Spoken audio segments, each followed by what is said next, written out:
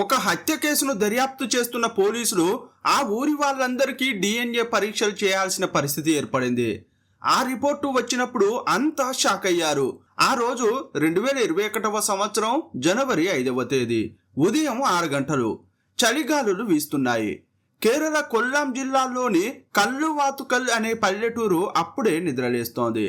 అదే ఊరిలో కార్పెంటర్ పని చేసుకునే సుదర్శన్ పిల్లై ఎప్పటిలాగే పొద్దున్నే లేచాడు. తలస్నానం ముగించుకుని గుడికి వెళ్ళాడు. దేవుడిని దర్శించుకుని నడుచుకుంటూ తిరిగి ఇంటికి వస్తున్నాడు. ఆయన ఇల్లు ఉన్న ప్రాంతంలో చుట్టూ దట్టమైన రబ్బరు తోట ఉంటుంది. అక్కడ జనాలు ఉండరు. జనాల సందడి లేక ఆ ఇల్లు చాలా ప్రశాంతంగా ఉంటుంది. పక్షుల కిలకిల రావాలు తప్ప మరే ఇతర శబ్దము వినిపించదు. అలాంటి నిశ్శబ్ద వాతావరణంలో నడుచుకుంటూ వస్తున్న సుదర్శన్ పిల్లైకి అకస్మాత్తుగా ఒక వింత శబ్దం వినిపించింది. ఏదో పిల్ల దీనంగా ఏడుస్తున్నట్లుగా ఆ శబ్దం వినిపిస్తోంది. ఈ రబ్బరు తోటలోకి పిల్ల ఎలా వచ్చిందనే కుతూహలంతో ఆ సౌండ్ ఎక్కడి నుండి వస్తుందా అని చుట్టుపక్కల వెతికాడు.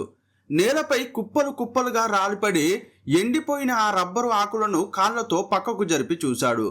కానీ ఎక్కడా ఏమీ కనిపించలేదు. అలాగే మరో 2 అడుగులు ముందుకు వేశాడు. ఇప్పుడు ఆ ఏడుపు వినబడడం ఇంకాస్త ఎక్కువైంది. జాగ్రత్తగా గమనిస్తే అది పిల్ల ఏడుపులా అస్సలు అనిపించట్లేదు. ఆయన తన ఇంటికి దగ్గరగా వచ్చే కొద్దీ ఆ ఏడుపు ఇంకా గట్టిగా వినిపిస్తోంది. అనుమానం వచ్చి నేరుగా తన ఇంటి పెరట్లోకి వెళ్ళాడు. అక్కడ ఒక చోట ఎండిపోయిన ఆకులు పెద్ద కుప్పగా పడి ఉన్నాయి. ఆ ఏడుపు సరిగ్గా ఆ కుప్పలోంచే రావడం గమనించి ఆ ఎండిన ఆకులను ఒక్కొక్కటిగా పక్కకు తీసి చూశాడు. లోపల ఉన్న దృశ్యాన్ని చూడగానే సుదర్శన్ గుండె ఒక్కసారిగా జారిపోయింది. ఎందుకంటే అక్కడ ఉన్నది పిల్ల కాదు, అప్పుడే పుట్టి బొడ్డు తాడు కూడా కట్ చేయని ఒక మగబిడ్డ. పాపం ఆ పసికందు పుట్టి ఇంకా గంటలు కూడా కాలేదు. ఒంటికి కనీసం ఒక చిన్న గుడ్డ ముక్క కూడా కప్పలేదు. చలికి ఆ పసి ప్రాణం తట్టుకోలేక వణికిపోతూ ఏడుస్తోంది. దారుణమైన దృశ్యాన్ని చూసి తట్టుకోలేక సుదర్శన్ గట్టిగా కేకలు వేస్తూ తన అల్లుడిని పిలిచాడు. ఆ అరుపులు విని అల్లుడు విష్ణు కంగారు పడుతూ రూమ్లోంచి బయటకు వచ్చి, ఏమైంది మామ, ఎందుకంత గట్టిగా అరుస్తున్నారు అన్నాడు. పెరట్లోని ఆకుల కుప్పలో కొట్టుమిట్టాడుతున్న ఆ పసిబిడ్డను చూసి విష్ణు కూడా షాక్ అయ్యాడు. ఆ పసికందును 2 చేతుల్లోకి తీసుకుని ఇంట్లోంచి ఒక వెచ్చటి బట్ట తెచ్చి అందులో జాగ్రత్తగా చుట్టేశాడు. ఆ పసికందును ఎలాగైనా కాపాడుకోవాలనే ఆరాటంతో మేఘాల మీద దగ్గరలోని హాస్పిటల్కు పరుగులు తీశాడు. కాసేపట్లోనే ఈ వార్త ఊరంతా తెలిసింది. దాంతో ఊరి జనాలు గుంపులు గుంపులుగా సుదర్శన్ ఇంటికి రావడం మొదలుపెట్టారు. ఈలోగా స్థానిక పోలీసులకు కూడా సమాచారం అందింది. హాస్పిటల్లో చూస్తే ఆ బాబు పరిస్థితి చాలా విషమంగా ఉంది. డాక్టర్లు ఆ బాబును బ్రతికించడానికి అత్యవసర చికిత్స ప్రారంభించారు. ఇంకోవైపు ఆ బాబును ఎవరు అలా వదిలేశారో తెలుసుకోవడం కోసం అతని ఫోటో తీసి అప్పటికే ఊరి వాట్సాప్ గ్రూపుల్లో, ఫేస్బుక్ లాంటి సోషల్ మీడియా ప్లాట్ఫామ్స్లో విపరీతంగా షేర్ చేశారు. ఎలాగైనా ఆ కన్న తల్లిని కనుక్కోవాలని జనాలు ప్రయత్నించారు. కానీ అంతలోనే ఒక ఘోరం జరిగిపోయింది. హాస్పిటల్లో చికిత్స పొందుతూ ఆ పసికందు ఊపిరి వదిలేసింది. లోకంలోకి అడుగుపెట్టిన కొన్ని గంటలకే ఆ పసి ప్రాణం గాల్లో కలిసిపోయింది. విషయం తెలుసుకున్న పోలీసులు వెంటనే హాస్పిటల్కు వచ్చి ఇన్వెస్టిగేషన్ ప్రారంభించారు. డెడ్ బాడీని పోస్టుమార్టం కోసం ల్యాబ్కు పంపించారు. ఇంకోవైపు బాబును మొదట చూసి హాస్పిటల్లో జాయిన్ చేసిన సుదర్శన్ను, విష్ణును పోలీసులు విచారించారు. తమకు పెరట్లో ఆ బాబు ఎలా దొరికాడో పూసగుచ్చినట్లు వారు విషయమంతా చెప్పారు. మీ ఇంట్లో ఎవరెవరు ఉంటారు? మీ చుట్టుపక్కల ఇంట్లో ఎవరైనా గర్భవతులు ఉన్నారా? ఎవరి మీదైనా అనుమానం ఉందా అని పోలీసులు ప్రశ్నించారు. దానికి వాళ్ళు, లేదు సార్, మా ఇంట్లో కానీ మా ఇంటి చుట్టుపక్కల ఇళ్లలో కానీ అసలు ఎవరూ గర్భవతులు లేరు, మాకు ఎవరి మీద అనుమానం లేదని చెప్పారు. ఆ పసికందు మరణించిన కొన్ని గంటల్లోనే పోలీసుల చేతికి పోస్టుమార్టం రిపోర్టు వచ్చింది. ఆ రిపోర్టు చదివిన పోలీసులు నివ్వెరపోయారు. ఆ బాబు కేవలం చలి తట్టుకోలేక చనిపోలేదు, ఊపిరితిత్తులు పనిచేయక చనిపోయాడని అందులో స్పష్టంగా తేలింది. ఆ కన్నతల్లి బాబును రబ్బరు తోటలో పడేశాక ఎండిన ఆకులతో కప్పింది. ఆ ఆకులను దట్టంగా కప్పడం వల్ల ఆ ఎండిన ఆకుల చిన్న చిన్న రేణువులు ఆ పసిబిడ్డ ముక్కు ద్వారా ఊపిరితిత్తుల్లోకి చేరిపోయాయి. దాంతో ఆ పసికందు శ్వాస తీసుకోలేక ప్రాణాలు వదిలేసిందని డాక్టర్లు ఆ రిపోర్టులో రాశారు. ఆ తర్వాత ఊరి జనాలంతా కలిసి కన్నీళ్లతో ఆ బాబు అంత్యక్రియలను పూర్తి చేశారు. ఈ ఘోరానికి కారణమైన వారిని పట్టుకోవడానికి పోలీసులు ప్రయత్నించారు. బాబు దొరికిన సుదర్శన్ పిల్లై ఇంటిని ప్రధాన అనుమానిత స్థలంగా మార్చుకున్నారు. ఆ ఇంట్లో సుదర్శన్, ఆయన భార్యతో పాటు 22 కూతురు రేష్మ, అల్లుడు విష్ణు నివసిస్తున్నారు. రేష్మ, విష్ణు దంపతులకు 5 వయసున్న ఒక కూతురు ఉంది. నిజానికి తమ పెరట్లో దొరికిన ఆ పసిబాబును బతికించడం కోసం సుదర్శన్ ఆసుపత్రిలో చాలా ఆరాటపడ్డాడు. ఎంత ఖర్చైనా పర్లేదు, నా సొంత డబ్బులు పెట్టుకుంటాను, ఎలాగైనా ఆ బాబును బతికించండి, ఆ బాబును నేనే దత్తత తీసుకుని నా సొంత కొడుకులా పెంచుకుంటానని డాక్టర్ల కాళ్ళు పట్టుకుని బతిమిలాడాడు. వాళ్ళ కూతురు రేష్మ కూడా ఆ బాబు బతికితే చాలని ఆ దేవుడికి ఎన్నో మొక్కులు మొక్కుకుంది. కానీ వారి ప్రయత్నం ఫలించలేదు. సుదర్శన్ ఎంత చెప్పినా పోలీసులకు వారిపైనే అనుమానంగా ఉంది. అందువల్ల మరోసారి ఆ ఇంటికి వెళ్లారు. సుదర్శన్ ఇంట్లో ఉన్న ప్రతి ఒక్కరిని విడివిడిగా కూర్చోబెట్టి విచారించారు. దాంతోపాటు ఇంటిని, ఇంటి చుట్టుపక్కల ఉన్న తోట ప్రాంతాలను అంగుళం కూడా వదలకుండా జల్లెడ పట్టారు. ఎలాంటి ఆధారాలు దొరకకపోవడంతో ఆ రోజుకి విచారణ ముగించుకుని అక్కడి నుంచి వెళ్ళిపోయారు. ఈ దారుణమైన సంఘటన మీడియాలో పెద్ద ఎత్తున చర్చకు వచ్చింది. పెద్ద పెద్ద న్యూస్ ఛానల్స్ నుంచి చిన్న చిన్న యూట్యూబర్ల వరకు అందరూ మైకులు, కెమెరాలు పట్టుకుని సుదర్శన్ ఇంటికి వెళ్లారు. అసలేం జరిగిందని ప్రశ్నించారు. ఆ సమయంలో రేష్మ కెమెరాల ముందుకు వచ్చి చాలా ఆవేశంగా మాట్లాడింది. తమ ఇంటి పెరట్లో అనాథల ఒక బాబు దొరికినప్పుడు తను ఎంత బాధపడిందో వివరించింది. ఆ బాబును అక్కడ పడేసిన ఆ పాపాత్మురాలు ఎవరో మీకు తెలిస్తే దయచేసి పోలీసులకు సమాచారం ఇవ్వండి, అంతేకాని ఇలా మా ఇంటికి వచ్చి రచ్చ చేయకండి. ఆ లేడీ బిడ్డను వద్దనుకుంటే అనాథ ఆశ్రమంలోనో లేక పిల్లలు లేని ఇంకెవరికైనా ఇచ్చేయాల్సిందే. అలా కాకుండా పసిగుడ్డును చలిలో బయట విసిరేసింది. అలా చేయడానికి ఆమెకు మనసులా వచ్చిందో అంటూ కన్నీరు కార్చింది. ఈ వీడియో సోషల్ మీడియాలో వైరల్ అయింది. ఇంకోవైపు కేసును ఎలాగైనా సాల్వ్ చేయాలనే ఉద్దేశంతో పోలీసులు బాగా ఆలోచిస్తున్నారు. ఇప్పుడు 2 థియరీలతో దర్యాప్తును ముందుకు తీసుకెళ్లారు. మొదటి థియరీ ప్రకారం ఎవరైనా అమ్మాయి పెళ్లికి ముందే గర్భవతి అయి ఉండవచ్చు. ఆ విషయం బయటకు తెలిస్తే అవమానం జరుగుతుందని రహస్యంగా డెలివరీ అయిన తర్వాత ఆ బాబును రాత్రికి రాత్రే అక్కడ పడేసి వెళ్ళిపోయి ఉండొచ్చు. ఇక రెండో థియరీ ప్రకారం బహుశా ఎవరైనా సుదర్శన్ కుటుంబం మీద కక్ష పెట్టుకుని ఎక్కడో పుట్టిన బాబును దొంగిలించుకుని వచ్చి వీళ్లను ఇరికించడం కోసం పెరట్లో పడేసి ఉండవచ్చు అనుకున్నారు. ఈ 2 కోణాల్లో పోలీసులు ఇన్వెస్టిగేషన్ ముమ్మరం చేశారు. ఆ గ్రామం చుట్టుపక్కల ఉన్న ప్రభుత్వ, ప్రైవేటు హాస్పిటల్స్లో రికార్డులను పరిశీలించారు. గత 9 నెలల్లో చెకప్ కోసం వచ్చిన గర్భవతుల వివరాలను ఊర్ల వారీగా సేకరించారు. ఎవరికైనా డెలివరీ డేట్ ఇచ్చారా, డెలివరీ టైం దగ్గర పడిన గర్భిణీలు ఎవరైనా ఉన్నారా అని ఆరా తీశారు. ఎందుకంటే ఆ చనిపోయిన బాబు యొక్క బొడ్డు తాడు కూడా కట్ చేయలేదు.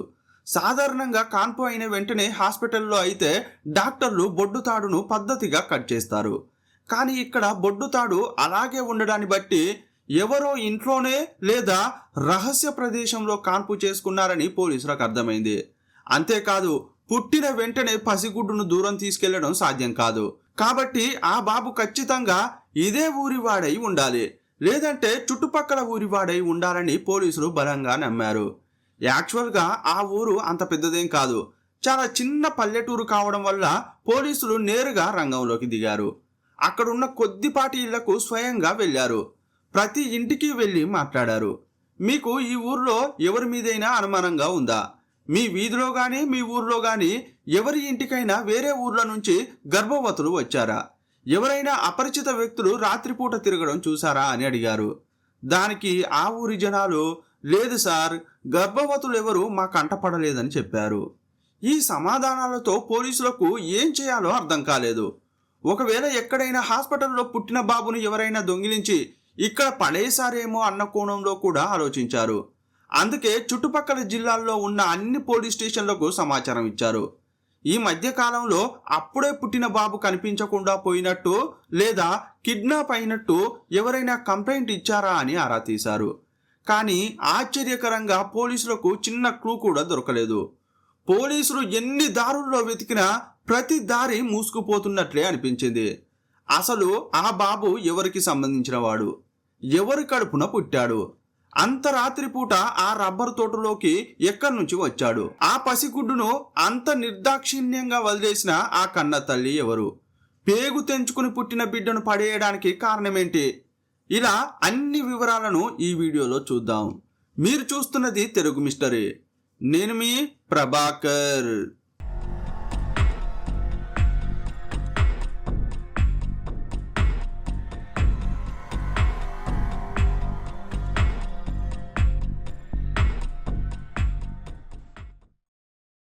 అన్ని కోణాల్లోనూ దర్యాప్తు చేసిన పోలీసులకు ఎలాంటి క్లూ దొరకలేదు. కానీ వాళ్లకు ఒకటి రెండు విషయాలు స్పష్టంగా అర్థమయ్యాయి. ఆ బాబు ఇదే ఊరివాడు అనేది పోలీసుల నమ్మకం. అందుకోసం ఊరి జనాలకు DNA టెస్టు చేయించాలని నిర్ణయించారు. కానీ అది అంత ఈజీ కాదు. ఒక్క హంతకురాల్ని పట్టుకోవడానికి ఊరంతటికీ DNA పరీక్షలు చేయించడం అంటే జోక్ కాదు. కానీ మిగిలిన ఒకే ఒక్క దారి ఇదొక్కటే. అందువల్ల పర్మిషన్ కోసం కోర్టులో అప్లై చేశారు. జడ్జి కూడా కన్విన్స్ అయ్యి పర్మిషన్ ఇచ్చారు. అప్పుడు ఇది చాలా ఖర్చుతో కూడుకున్న కేసుగా మారింది. దీంతో పాటు ఇప్పుడున్న పెద్ద ఛాలెంజ్ ఏంటంటే జనాలను ఒప్పించడం. ఎందుకంటే DNA పరీక్షకు ఎవరైనా ఒప్పుకోకపోతే వాళ్ళ నుంచి బలవంతంగా శాంపిల్స్ కలెక్ట్ చేయడం కష్టం. మళ్ళీ దానికోసం కోర్టు చుట్టూ తిరగాల్సి వస్తుంది. ఏం జరిగితే అది అయిందని పోలీసులు శాంపిల్స్ కలెక్ట్ చేశారు. ఆ బాబు పరిస్థితిని కళ్ళారా చూసిన కొందరు శాంపిల్స్ ఇవ్వడానికి తామంతట తామే ముందుకు వచ్చారు. మరికొందరు తిట్టుకుంటూనే పరీక్షలు చేయించుకున్నారు.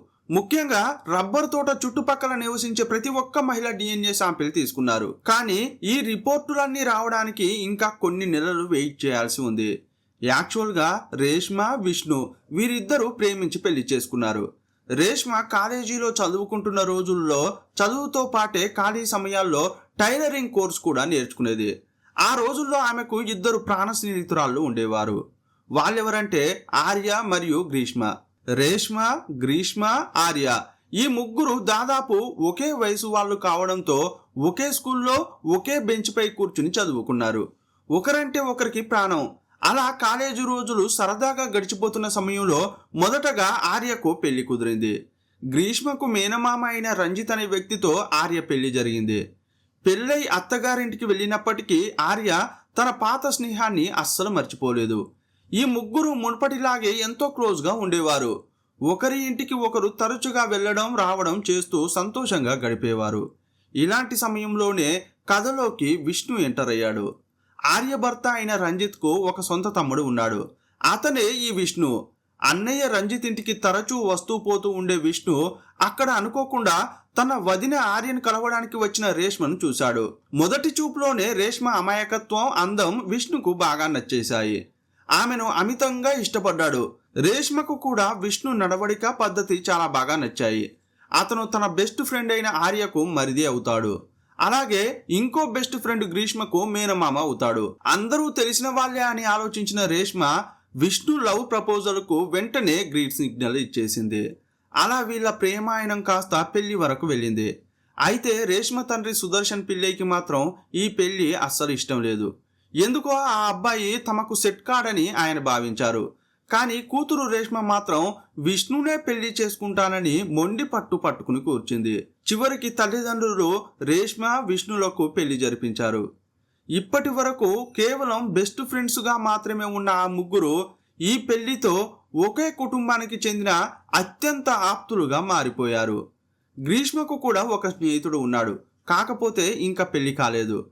పెళ్ళైన కొత్తలో రేష్మ అత్తగారింట్లో చాలా సంతోషంగా గడిపింది. కొన్నాళ్ళకే ఆ దంపతుల ప్రేమకు గుర్తుగా ఒక అందమైన ఆడపిల్ల పుట్టింది. ఆ పాప పుట్టిన తర్వాత విష్ణుకు కుటుంబ బాధ్యతలు పెరిగిపోయాయి. ఎలాగైనా తన భార్య పిల్లలను బాగా చూసుకోవాలి, లైఫ్లో బాగా సెటిల్ అవ్వాలనే ఆరాటంతో విష్ణు ఫారిన్ వెళ్ళాలని ప్లాన్ చేసుకున్నాడు. అతను అనుకున్నట్లుగానే విదేశాల్లో మంచి ఉద్యోగం సంపాదించాడు. కానీ వచ్చే తక్కువ జీతంతో భార్యను, పసిపాపను కూడా తనతో పాటే విదేశాలకు తీసుకెళ్లడం సాధ్యం కాలేదు. అందువల్ల తన భార్యను, కూతుర్ని తన పేరెంట్స్ దగ్గరే ఉంచాడు. బాగా కష్టపడి సంపాదించి ఇంటి ఖర్చుల కోసం ప్రతి నెల డబ్బులు పంపించేవాడు. విష్ణు దూరంగా ఉన్నప్పటికీ అతని తల్లిదండ్రుల ఆదరణలో రేష్మ, ఆమె కూతురు హ్యాపీగా ఉండేవారు. అది 2020 కరోనా మహమ్మారి తన ప్రతాపం చూపిస్తున్న సమయం అది. లక్షలాది మంది ఉద్యోగాలు కోల్పోయారు. ఆ బ్యాడ్ టైంలో విష్ణు ఉద్యోగం కూడా పోయింది. అతను తిరిగి ఇండియాకు వచ్చేశాడు. అప్పుడు అతనికి ఆర్థిక సమస్యలు మొదలయ్యాయి. అందువల్ల విష్ణు తన ఇల్లు అమ్మేశాడు. అతని తల్లిదండ్రులు వారి పెద్ద కొడుకు దగ్గరకు వెళ్ళిపోయారు. ఈ భార్యాభర్తలకు ఉండడానికి వేరే ఆప్షన్ లేకపోవడంతో విష్ణు తన భార్య కూతుర్ని తీసుకుని అత్తగారింటికి అంటే సుదర్శన్ ఇంటికి వచ్చాడు. ఇదే టైంలో ఇంటి వెనక వైపు ఆ బాబు దొరికాడు. ఉద్యోగం పోయిన ఆ భార్యాభర్తలు ఎంతో అన్యోన్యంగా ఉండేవారు. ఇంటికి వచ్చిన కొత్తలో చిన్న చిన్న మనస్పర్ధలు ఏర్పడ్డాయి. కానీ వాళ్ళు కలిసిమెలిసి కాపురం చేసుకునేవారు. ఈ కేసును దర్యాప్తు చేస్తున్న పోలీసులు ఎలాంటి ముందడుగు వేయలేకపోయారు. ఇంకా ఎవరి డిఎన్ఏ రిపోర్టులు కూడా రాలేదు. ఈ మధ్యలో ఊర్లోని మహిళలను విచారిస్తూనే ఉన్నారు. కొన్నిసార్లు ఆ బాబు బతికే ఉన్నాడని చెప్పి ఆ మహిళల ముఖాల్లో ఎలాంటి మార్పులు వస్తున్నాయో గమనించేవారు. మరికొన్నిసార్లు ఆ బాబు ఎవరి బిడ్డో మాకు తెలిసిపోయింది, వారే నిజం ఒప్పుకుంటే మంచిది, లేకుంటే పెద్ద శిక్ష పడుతుందని భయపెట్టారు. కానీ ఎన్ని ప్రయోగాలు చేసినా ఆ తల్లిని కనుక్కోలేకపోయారు. ఇదే సమయంలో విష్ణు మళ్ళీ ఉద్యోగం వెతుక్కుంటూ అబుదాబి వెళ్ళిపోయాడు. రేష్మ తన కూతురుతో కలిసి తన తల్లిదండ్రుల దగ్గరే ఉండిపోయింది. ఇలా 5 నెలలు గడిచిపోయాయి. ఊరి జనాలు ఆ బాబు కేసును మర్చిపోతూ వచ్చారు. ఈ మధ్యలోనే కేరళలో ఎన్నికలు కూడా జరిగాయి. అందువల్ల చాలా మంది పోలీస్ ఆఫీసర్లు ట్రాన్స్ఫర్ అయ్యారు. డిఎన్ఏ రిపోర్టు 5 నెలలైనా రాకపోవడంతో ఇక డిఎన్ఏ రిపోర్టులు ఏమీ రావు. ఈ పోలీసులకు సరిగ్గా ఇన్వెస్టిగేషన్ చేయడం చేత కాదు. ఊరికే అందరికీ డిఎన్ఏ టెస్టులు చేసి ప్రభుత్వ సొమ్మును వృధా చేశారని విమర్శలు వెల్లువెత్తాయి. ఆ రోజు 2021 జూన్ 22వ తేదీ ఫైనల్గా ఊర్లోని మహిళల డిఎన్ఏ రిపోర్టులు పోలీసుల చేతికి అందాయి. వారిలో ఒక లేడీ డిఎన్ఏ ఆ బాబు డిఎన్ఏతో మ్యాచ్ అయింది. అది చూసిన పోలీసులకు మొదట అస్సలు నమ్మకం కలగలేదు. ఎందుకంటే ఏ మహిళ డిఎన్ఏ అయితే మ్యాచ్ అయిందో ఆమె మీద పోలీసులకు కానీ చుట్టుపక్కల వాళ్లకు కానీ ఆఖరికి ఆమె సొంత కుటుంబ సభ్యులకు కానీ కనీసం అనుమానం కూడా కలగలేదు. కానీ ఆ మహిళే ఆ బాబుకు కన్న తల్లి అని రిపోర్టు చెబుతోంది.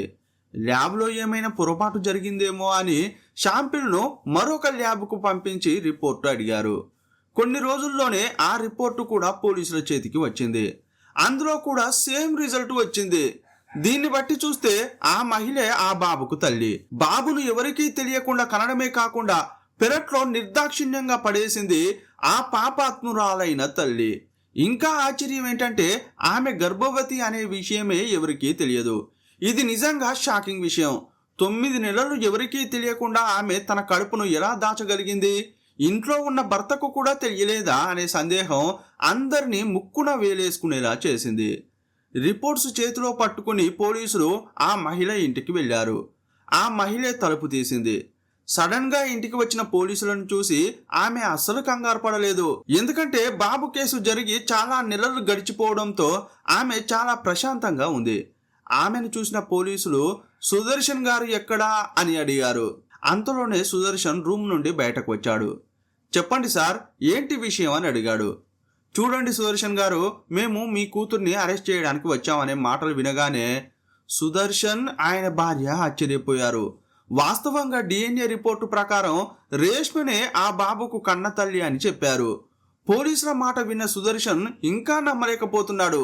ఎక్కడో ఏదో తప్పు జరిగింది. ఇప్పటి వరకు మా కూతురు రేష్మకు ఒకే ఒక్క కూతురు ఉంది. ఆమె మళ్ళీ గర్భవతి కాలేదు. తను మా కళ్ళ ముందు ఇక్కడే ఉంది. తను గర్భవతి అయితే మాకు తెలియకుండా ఉంటుందా చెప్పండి అని అన్నాడు. కానీ పోలీసులు ఆమె డిఎన్ఏను ఒక్కసారి కాదు 2 సార్లు చెక్ చేయించారు. ఆ రిపోర్టులు ఆ బాబుకు ఆమెనే తల్లి అని చెబుతున్నాయి. అందువల్ల మీరు ఏం చెప్పాలనుకున్న కోర్టులోనే చెప్పుకోండి. ఇప్పుడు మీ కూతురును అరెస్ట్ చేస్తున్నామని పోలీసులు చెప్పారు. స్టేషన్కు తీసుకెళ్లిన పోలీసులు రేష్మను విచారించడం మొదలుపెట్టారు. కానీ ఆ బాబు నా కొడుకు కాదు. నాకు కూతురు పుట్టిన తర్వాత నేను ఎప్పుడూ గర్భవతిని కాలేదు. నా భర్త అబుదాబిలో ఉన్నాడు. అలాంటప్పుడు నేను ఎలా గర్భవతి అయ్యే అవకాశం ఉంటుంది? ఎక్కడో పొరపాటు జరిగింది. దయచేసి నన్ను వదిలేయండి. అయినా ఆ బాబును మా నాన్నే కదా వెతికి తెచ్చింది. పైగా మీరు డిఎన్ఏ టెస్టులు చేస్తున్నప్పుడు నేనే స్వచ్ఛందంగా ముందుకు వచ్చి టెస్టు చేయించుకున్నాను. తప్పు చేస్తే నేను ఎందుకు ముందుకు వచ్చేదాన్ని? ఇప్పుడు చూస్తే చివరకు నన్నే ముద్దాయిని చేశారు కదా అని ఏడవడం మొదలుపెట్టింది. ఆమె మాటలు విన్న పోలీసులు కొద్దిసేపు ఏమీ మాట్లాడలేదు. ఆమెను ఒక్కదాన్నే విచారణ గదిలో కూర్చోబెట్టి బయటకు వెళ్ళిపోయారు. చాలా సేపటి తర్వాత లోపలికి వచ్చిన పోలీసులు, చూడమ్మా, నీకు నీవుగా నిజం చెప్తే నీపై కొంచెం జాలి చూపిస్తాం, లేదంటే మా లేడీ కానిస్టేబుళ్లతో నీ చేత నిజం చెప్పిస్తామని పోలీసు అధికారులు కరాఖండిగా చెప్పారు. వారు శాంతంగా చెప్పిన మాటల వెనుక ఎంతో నిరీక్షణ ఉంది. అది రేష్మకు బాగా అర్థమైంది. అందువల్ల కాసేపు ఆలోచించి వాస్తవాలను చెప్పడం మొదలుపెట్టింది. నెమ్మదిగా ఏమందంటే, సార్, ఆ బాబు తల్లిని నేనే. నాకు డెలివరీ కాగానే ఆ బిడ్డను పెరట్లో పడేశాను. ఏదైనా జంతువు తినేస్తుందని అనుకున్నాను. కానీ ఆ బాబు మా నాన్న కంటపడ్డాడు. ఆ తర్వాతే ఈ రాద్ధాంతం జరిగిందని చెప్పింది. 2021 జనవరి 4వ తేదీన అర్ధరాత్రి నాకు ప్రసవ నొప్పులు వచ్చాయి. మరుసటి రోజు తెల్లవారుజామున బాత్రూంలోనే డెలివరీ అయ్యాను. వెంటనే ఆ బాబును రబ్బరు తోటలో ఎండిన ఆకుల మధ్య పడేశాను అని వివరించింది. మరి ఎందుకు ఇలా చేశావు అని పోలీసులు ప్రశ్నించినప్పుడు ఆమె చెప్పిన సమాధానంతో అక్కడున్న పోలీసులు నోరెళ్లబెట్టారు. అప్పుడు ఒక ఘోరమైన సోషల్ మీడియా లవ్ స్టోరీ బయటపడింది. సార్, 2020లో నా భర్త ఉద్యోగం పోయిన తర్వాత మా ఇద్దరి మధ్య చాలా గొడవలు మొదలయ్యాయి. అయినా మేమిద్దరం కలిసే ఉన్నాం. నేను ఒకసారి భర్తతో గొడవపడి అలిగి ఉంటే నన్ను బుజ్జగించడానికి ఆండ్రాయిడ్ ఫోన్ కొనిచ్చాడు. అక్కడి నుంచే ఇదంతా మొదలైంది. స్మార్ట్ ఫోన్ వచ్చిన తర్వాత అందులో ఫేస్బుక్ అకౌంట్ క్రియేట్ చేశాను. డీపీగా ఒక మంచి ఫోటో పెట్టాను.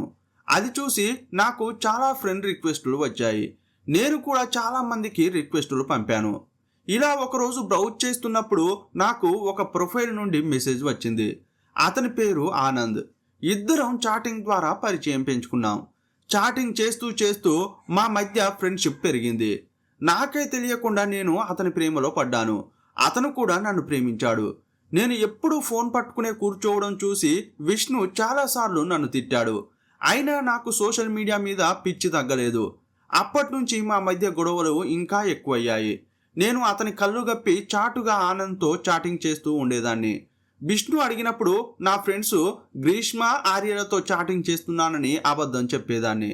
నాకు ఆనంద్ బాగా నచ్చాడు. అతనితో మాట్లాడితే నాకు ప్రశాంతంగా అనిపించేది. విష్ణును నా కూతుర్ని వదిలేసి అతనితో వెళ్ళిపోవాలని కూడా అనిపించేది. కానీ సమాజానికి భయపడి ఊరుకున్నాను. ఒకరోజు నా కూతుర్ని తీసుకుని బీచ్కి వెళ్ళాను. కానీ ఆ విషయం విష్ణుకు చెప్పలేదు. అక్కడే కూర్చుని గంటల తరబడి ఆనంద్తో చాట్ చేశాను. నన్ను చూసిన వాళ్ళెవరో విష్ణుకు ఫోన్ చేసి, రేష్మ బీచ్ దగ్గర ఉంది, నువ్వెక్కడున్నావు అని అతన్నే అడిగారు. అప్పుడు విష్ణుకు చాలా కోపం వచ్చి నేరుగా బీచ్కు వచ్చి నన్ను తిట్టి ఇంటికి తీసుకెళ్లాడు. నిజానికి ఆ రోజు ఆనంద్ నన్ను కలుస్తానని బీచ్కు పిలిచాడు. అతన్ని కలవడానికే నేను బీచ్కు వెళ్ళి వెయిట్ చేశాను. ఆనంద్ ఇంకో 2 నిమిషాల్లో వచ్చేస్తానని చెప్పడంతో చాలా ఆసక్తిగా ఎదురు చూస్తుంటే అంతలోనే విష్ణు వచ్చి అంతా పాడు చేశాడు. అందుకే అతని మీద నాకు విపరీతమైన కోపం వచ్చింది. ఆ రోజే విష్ణును నా కూతుర్ని వదిలేసి ఆనంద్తో వెళ్ళిపోవాలని డిసైడ్ అయ్యాను.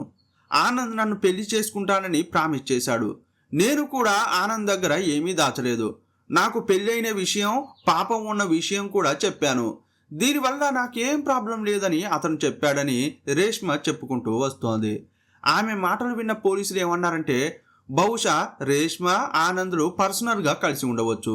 అందువల్లే రేష్మ ప్రెగ్నెంట్ అయి ఉండవచ్చు. ఆ తర్వాత ఏదో సమస్య వచ్చి డెలివరీ అయ్యాక బాబును పారేసి ఉండవచ్చు అనుకుంటున్నారు. అయినా సరే 9 నెలలు ఒకే ఇంట్లో ఉన్నా కూడా తల్లిదండ్రులకు ఆమె గర్భవతి అనే విషయం ఎలా తెలియకుండా పోయింది? భర్త అంటే అబుదాబిలో ఉన్నాడు కాబట్టి అతనికి తెలియకపోవచ్చు. కానీ తల్లికైనా తెలియాలి కదా అనే ప్రశ్న పోలీసులను వేధించసాగింది. ఎందుకో ఈ కేసు అంత సింపుల్గా అనిపించలేదు. ఎప్పుడైతే రేష్మ అరెస్ట్ అయిందో అబుదాబిలో ఉన్న విష్ణు ఊరికి వచ్చాడు. అతని DNA శాంపిల్ను కూడా పోలీసులు కలెక్ట్ చేశారు. ఇంట్రెస్టింగ్ విషయం ఏంటంటే, ఏ బాబు అయితే ఆనంద్కు పుట్టాడని అనుకున్నారో ఆ బాబు తండ్రి విష్ణునే అని తేలింది. చూసారా విధి ఆడిన వింత నాటకం? పాపం విష్ణు ఆ రోజు తెల్లవారుజామున తన మామ సుదర్శన్ కేకలు వేస్తే కంగారుగా పరిగెత్తుకుంటూ పెరట్లోకి వెళ్ళి ఆ ఎండిన ఆకుల కుప్పలో ఉన్న పసిగందును చూసి కన్నీళ్లు పెట్టుకున్నాడు. ఆ బాబును పైకి లేపి గుండెలకు హత్తుకుని ఒక వెచ్చటి బట్టలో చుట్టి ప్రాణాలు కాపాడడం కోసం హాస్పిటల్కు పరుగులు తీశాడు. కానీ అంతలా తను కాపాడాలని ఆరాటపడిన ఆ పసిగందు వేరెవరో కాదు, తన సొంత రక్తమేనని, తన కన్న బిడ్డేనని ఆ దురదృష్టవంతుడైన తండ్రికి ఆ రోజు అస్సలు తెలియలేదు.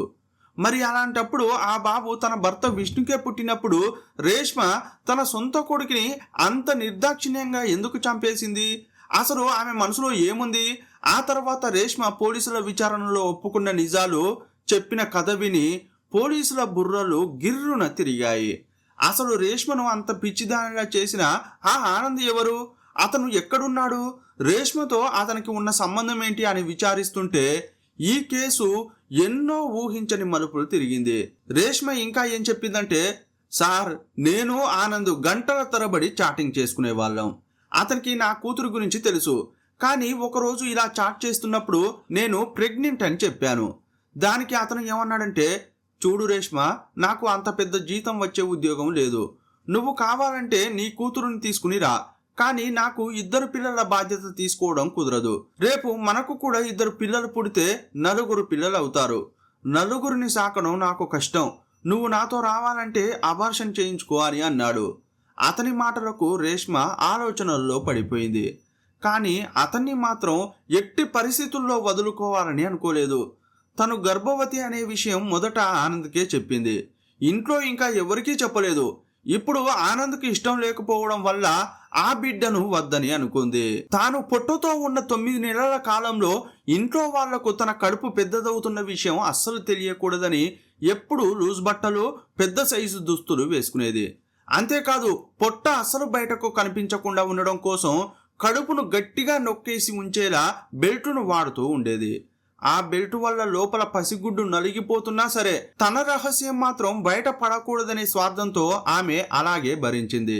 మధ్యలో భర్త విష్ణు అబుదాబి నుంచి సెలవుల మీద ఊరికి వచ్చినప్పుడు అతను భార్య కదా అని తన దగ్గరకు రావాలని చూస్తే ఆమె గర్భం దాల్చిన విషయం ఎక్కడ తెలిసిపోతుందో అని భయపడింది. తనకు ఒంట్లో బాగాలేదనో లేక మరేదో కారణం చెప్పి అతన్ని దూరం పెట్టేది. ఇదంతా రేష్మ ఎలాంటి భయం మొహమాటం లేకుండా చెబుతుంటే ఆ విచారణ రూమ్లో ఉన్న పోలీస్ ఆఫీసర్లు, లేడీ కానిస్టేబుల్లు అందరూ నోరెళ్ళబెట్టారు. వామ్మో, ఈమె పైకి ఇంత అమాయకంగా కనిపిస్తున్నా లోపల మాత్రం ఇంత కిలాడీ లేడీనా అని వాళ్ళు నివ్వరపోయారు. అక్కడితో ఆగకుండా ఆ రోజు రాత్రి ఏం జరిగిందో కూడా రేష్మ చాలా స్పష్టంగా చెప్పింది. సార్, ఆ రోజు అర్ధరాత్రి దాటిన తర్వాత నాకు సడన్ గా పురిటి నొప్పులు వచ్చాయి. అప్పుడు నేను నా రూమ్లో ఒంటరిగా ఉన్నాను. నా భర్త విష్ణు, నా 5 ఏళ్ల కూతురు పక్క రూమ్లో నిద్రపోతున్నారు. నొప్పులు ఎక్కువ అవుతున్నా అరవలేదు. గట్టిగా అరిస్తే ఇంట్లో వాళ్ళు లేస్తారని ఆ నొప్పులను భరిస్తూనే నెమ్మదిగా మంచం దిగాను. చీకట్లోనే తడుముకుంటూ తలుపు తీసుకుని పెరట్లో ఉన్న బాత్రూంలోకి వెళ్ళాను. అక్కడ ఒంటరిగా ఆ చీకటి బాత్రూంలోనే మగబిడ్డకు జన్మనిచ్చాను. కాన్పు అవుతున్న సమయంలో నోటి నుంచి వచ్చే నా అరుపులు, కేకలు ఎవరికీ వినపడకూడదని నా నోటిని నేనే గట్టిగా నొక్కి పట్టుకున్నాను. అలాగే బాబు భూమి మీదకు రాగానే వాడు ఏడ్చే ఏడుపు శబ్దం కూడా బయటకు వినిపించకుండా ఉండడానికి పుట్టిన వెంటనే ఆ పసికందు నోటిని, ముక్కును నా చేతులతో గట్టిగా మూసేశాను. ఆ తర్వాత వాడిని అలాగే బాత్రూమ్ నుండి బయటకు తెచ్చి ఎవరికీ కనిపించకుండా ఆ పెరట్లోని ఎండిన ఆకుల కుప్పలో పడేసి ఏమీ తెలియనట్టు వచ్చి రూమ్లో పడుకున్నాను అని చెప్పింది. తను చేసిన ఆ ఘోరమైన పాపపు పని గురించి కొంచెమైన పశ్చాత్తాపం గాని, కళ్ళల్లో కన్నీటి చుక్క గాని లేకుండా కూల్గా చెప్పింది. ఆమె మాటలు వింటుంటే కన్న తల్లి అంత రాక్షసంగా ఎలా ప్రవర్తించిందో అర్థం కాక పోలీసులు నిశ్చేష్టులయ్యారు. రేష్మ చెప్పిన స్టోరీని ఫ్యామిలీకి చెప్పినప్పుడు వాళ్ళు షాక్ అయ్యారు. ఒకే ఇంట్లో ఉన్నా మాకు తెలియకుండా ఇంత జరిగిందా అని ఆశ్చర్యపోయారు. ఇప్పుడు పోలీసుల ముందున్న పెద్ద టాస్క్ ఏంటంటే ఆనంద్ను వెతకడం. ఈ ఆనంద్ ఎవరు? అతని ప్రేమలో పడి ఒక తల్లి తన కన్న కొడుకుని చంపుకుందంటే ఈ హత్యకు మాస్టర్ మైండ్ ఆ ఫేస్బుక్ లవర్ ఆనందే అని పోలీసులు అనుకున్నారు. వెంటనే రేష్మ ఫోన్లోని ఫేస్బుక్ అకౌంట్ను చెక్ చేశారు. కానీ ఆనంద్ను వెతకడం పోలీసులు అనుకున్నంత ఈజీ కాలేదు. ఈ ఆనంద్తో చాట్ చేయడం కోసమే రేష్మ రకరకాల పేర్లతో దాదాపు 20 ఫేక్ ఐడీలు క్రియేట్ చేసుకుంది. ఇందులో కొన్ని అకౌంట్లను డిలీట్ చేసింది కూడా. అందువల్ల ఆనంద్ అనే పేరుతో ఉన్న వందలాది అకౌంట్లను చెక్ చేశారు. చివరికి రేష్మతో మాట్లాడిన 3 ప్రొఫైళ్లను షార్ట్ లిస్ట్ చేశారు. ఇంకో ఇంట్రెస్టింగ్ విషయం ఏంటంటే రేష్మ చాలా సిమ్ కార్డులు వాడేది. అందులో ఒక సిమ్ కార్డు వేరే వాళ్ళ పేరు మీద రిజిస్టర్ అయి ఉంది. అది ఆర్య పేరు మీద ఉంది. రేష్మ బెస్ట్ ఫ్రెండ్ అలాగే విష్ణు వదిన అయిన ఆర్య పేరు మీద ఉంది. అందువల్ల ఈ ఆర్యకు రేష్మ ఆనంద్ల గురించి తెలిసి ఉండొచ్చేమో. ఆమెనే ఈ రేష్మకు ఆనంద్కు హెల్ప్ చేసి ఉండొచ్చని పోలీసులు అనుమానించారు. అందువల్ల కాస్త కూడా ఆలస్యం చేయకుండా ఆర్యకు ఫోన్ చేశారు. రొటీన్ ఎంక్వైరీ ఉంది, ఈ రోజు మధ్యాహ్నం స్టేషన్కు రండి అని పోలీసులు చెప్పారు. సరే సార్ వస్తాను అని ఆమె చెప్పింది. కానీ ఆ రోజు సాయంత్రం అయినా ఆమె స్టేషన్కు రాలేదు. ఫోన్ చేస్తే స్విచ్ ఆఫ్ అని వచ్చింది. విచారణకు వస్తామన్న ఆర్య ఎక్కడికి వెళ్ళిందని పోలీసులు ఆలోచిస్తుండగానే ఆమె కనిపించకుండా పోయిందనే వార్త పోలీసులకు అందింది. ఆమె ఒక్కరే కాదు, ఆమెతో పాటు రేష్మ ఇంకో బెస్ట్ ఫ్రెండ్ గ్రీష్మ కూడా కనిపించడం లేదనే విషయం పోలీసులకు తెలిసింది. ఆర్య గ్రీష్మ ఇద్దరికి చిన్న చిన్న పిల్లలు ఉన్నారు. వాళ్ళను వదిలేసి వీళ్ళు ఎక్కడికి వెళ్ళిపోయారు? బహుశా పోలీసులకు విషయం తెలిసిపోయిందని ఆనంద్కి తెలిసి ఉంటుందా? అందుకే పోలీసులు వీళ్ళిద్దరిని పట్టుకోకముందే ఆనంద్ వీళ్ళను ఏమైనా చేసి ఉంటాడా అని పోలీసులు అనుకున్నారు. ఇంటి చుట్టుపక్కల ఉన్న సీసీటీవీ కెమెరాలను చెక్ చేశారు. ఒక సీసీటీవీ ఫుటేజీలో ఆర్య గ్రీష్మ ఇద్దరు మాట్లాడుకుంటూ నడుచుకుంటూ వెళ్తున్నట్లు రికార్డ్ అయింది. వాళ్ళిద్దరూ ఇత్తిక్కర నది వైపు వెళ్తున్నట్లు ఆ కెమెరాలో క్లియర్గా కనిపించింది. కానీ నది దాటి అవతలికి వెళ్ళినట్లు ఎక్కడా రికార్డు కాలేదు. అలాంటప్పుడు ఈ నదిలోనూ ఏదో జరిగి ఉండాలని అనుమానించిన పోలీసులు నది దగ్గర పూర్తిగా గాలించారు. దారుణం ఏంటంటే మరుసటి రోజు నదిలో ఆర్య గ్రీష్మల శవాలు దొరికాయి. పసికందు మరణం కేసును దర్యాప్తు చేస్తున్న పోలీసుల మీద ఇప్పుడు 3 మరణాల కేసుల భారం పడింది. పోలీసులు ఆర్య ఇంటికి వెళ్ళి గదులన్నీ వెతికారు. అప్పుడు ఇంట్లో ఒక లెటర్ దొరికింది. అందులో ఏముందంటే, నాకు ఎవరిని మోసం చేయాలనే ఉద్దేశం లేదు. ఆ అమ్మాయి ఒక మోసగత్తె అని నాకు తెలియదు. నేను వాళ్ళ జీవితం బాగుండాలని మాత్రమే అనుకున్నాను. ఇలా జరుగుతుందని అస్సలు అనుకోలేదు. నేను నా భర్త బిడ్డతో సంతోషంగా ఉండాలి అనుకున్నాను. కానీ ఒక పసికందు హత్య కేసులో పోలీసులు నన్ను అరెస్ట్ చేయడం నాకు ఇష్టం లేదు. నన్ను క్షమించండి అని ఆ లెటర్లో రాసి ఉంది. ఆ లెటర్తో ఇది ఆత్మహత్య అని పోలీసులు కన్ఫర్మ్ చేసుకున్నారు. కానీ ఆనంద్ ఏమైనా ఇలా లెటర్ రాయించి హత్య చేశాడా అనే అనుమానం కూడా ఉండింది.